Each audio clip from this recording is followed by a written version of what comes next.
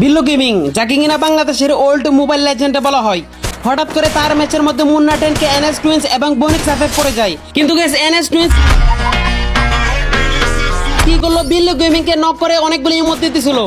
সেটার রিভেঞ্জ কি বাংলাদেশের মোবাইল লেজেন্ড দিতে পারছিল কিনা এই ভিডিওটা বিয়ে করলে খাওয়া বাকি কেন আমার পক্ষ দেখলেই বুঝতে পারবেন। चलो भाई देखो अब मैं क्या करता हूँ। গাইস আমরা ভিডিও শুরুতে ফার্স্টে দেখতে পাচ্ছি এখানে বিল্লু গেমিং কে কিন্তু গাইস এনএস টুইন্স নক করে দেয়।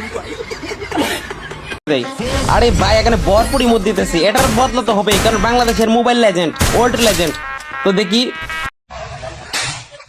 ফার্স্টে এখানে গাইস মানে বিল্লু গেমিং এর সামনে একটাকে, আমার মনে হয় এটা মুন্না টেন, হ্যাঁ মুন্না টেনকেই এখানে ফার্স্টে এই মুন্না টেনকে নক করে দেয় বিল্লু গেমিং। গাইস আমরা তো সকলে জানি মুন্না টেনকে যেমন বাংলাদেশের পিসি লেজেন্ড, তেমনি বিল্লু গেমিং হচ্ছে বাংলাদেশের ওল্ড মোবাইল লেজেন্ড। আর একটু সামনে দিকে যাইতেছে, ও ভাই পুরাই লাল মারছে গাইস, এটা পুরাই লাল, এটা মনে হয় বনিক্স এফেক্ট গেমে দিছে, মানে পুরাই হেডশট দিয়ে। এটা হচ্ছে বাংলাদেশের মোবাইল